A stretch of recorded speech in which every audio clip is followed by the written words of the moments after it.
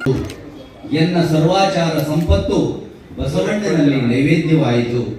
ಬಸವಣ್ಣ ಪ್ರಿಯ ಕೂಡಲ ಸಂಗಮ ದೇವರಲ್ಲಿ ನಿಜವಾಸಿಯಾಗಿದ್ದೆನು. ಈಗ ಪೂಜೆಯ ಸಮರ್ಪಿಸಿ ನಾವೆಲ್ಲ ಧನ್ಯರಾಗಿದ್ದೇವೆ.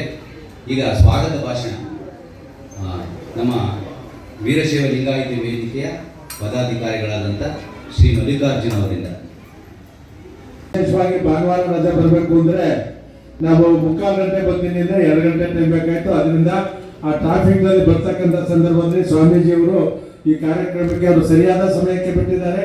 ಭಾನುವಾರ ಇರೋದ್ರಿಂದ ಅದು ಸಂಪೂರ್ಣ ತಡ ಆಗಿದೆ ಅಂತಕ್ಕಂಥದ್ದು ನಾನು ಈ ಸಂದರ್ಭದಲ್ಲಿ ಹೇಳ್ತಾ, ಆ ಬಸವಣ್ಣ ಪ್ರತಿಮೆಯನ್ನು ಮಾಡಬೇಕು ಅಂತಕ್ಕಂಥದ್ದನ್ನ ನಾನು ವೈಯಕ್ತಿಕವಾಗಿ ನಿರ್ಧಾರ ಮಾಡಿ ಈ ಕ್ಷೇತ್ರದಲ್ಲಿ ಒಂದು ಬಸವಣ್ಣನ ಪ್ರತಿಮೆ ಇರಬೇಕು, ಈ ಕ್ಷೇತ್ರದಲ್ಲಿ ಒಂದು ಕೆಂಪೇಗೌಡರ ಪ್ರತಿಮೆ ಇರಬೇಕು, ಈ ಕ್ಷೇತ್ರದಲ್ಲಿ ಒಂದು ಪರಮ ಪೂಜ್ಯ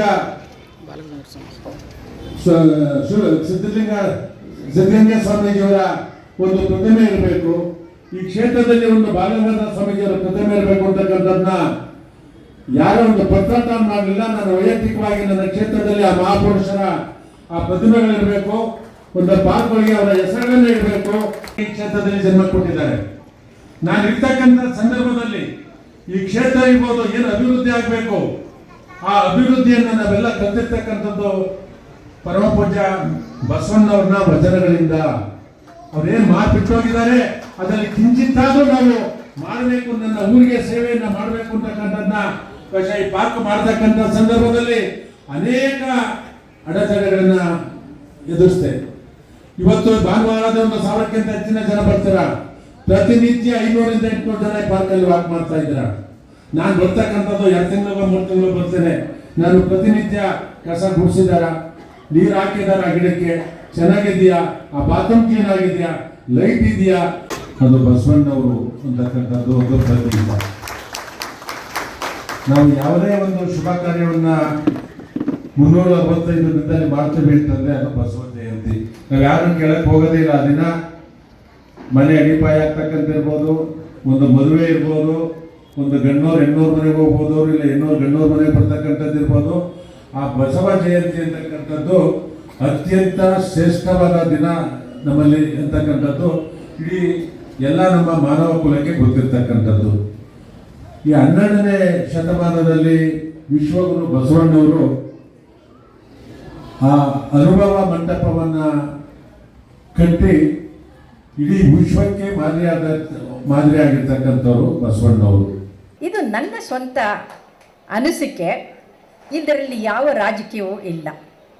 ವಿಶ್ವಗುರು ಅನ್ನೋದಕ್ಕೆ 2 ಮಾತಿಲ್ಲ. ಯಾಕಂತಂದರೆ ನಾನು ಧರ್ಮಸ್ಥಳದಲ್ಲಿ ವಚನ ಸಾಹಿತ್ಯದ ಬಗ್ಗೆ ಮಾತಾಡಿದಾಗ ಸ್ವತಃ ಧರ್ಮಾಧಿಕಾರಿಗಳು ವಚನಗಳು ಅಂತಂದರೆ ಕನ್ನಡದ ವೇದಗಳು ಅಂತಂದರು. ಹಾಗಾಗಿ ವಿಶ್ವಗುರು ಅನ್ನೋದು ನಿಜ. ಜ್ಞಾನಕ್ಕೆ ಬಹಳ ಮಹತ್ವ ಕೊಟ್ಟು ಜ್ಞಾನ ಯೋಗ ಭಕ್ತಿ ಯೋಗ ಎಲ್ಲವನ್ನೂ ಜನಸಾಮಾನ್ಯರಿಂದ ಎತ್ತಿದಂಥವರು ವಿಶ್ವಗುರು.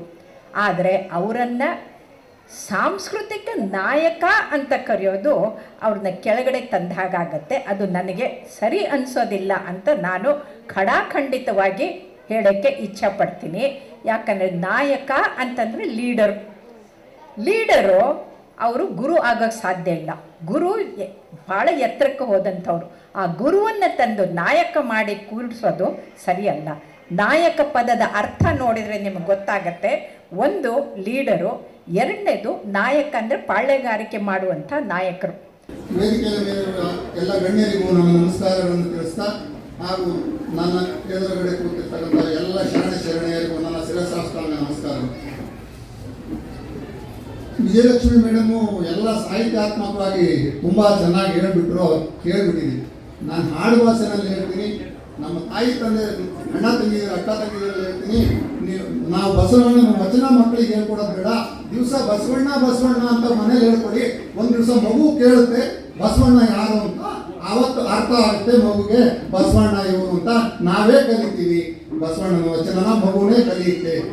ಸಮುದ್ರನ ತೊಳೆಯಲಂತ ಮನೆಯ ಮಾಡಿ ನೆರೆ ತೊಳೆ ಕಂಚಿನಂತೆಯ ಲೋಕದಲ್ಲಿ ಹುಟ್ಟಿದ ಬಳಿಕ ಸ್ತುತಿ ನಿಂದೆಗಳು ಬಂದರೆ ಮನದಲ್ಲಿ ಕೋಪವ ತಾಳದೆ ಸಮಾಧಾನಿಯಾಗಿರಬೇಕು. ಕೋಪ ಅಂದರೆ ಏನಾಯ್ತು ಅಂತ ಈಗಾಗಲೇ ವಿಸ್ತರಿಸಿ ಹೇಳಿದ್ದಾರೆ.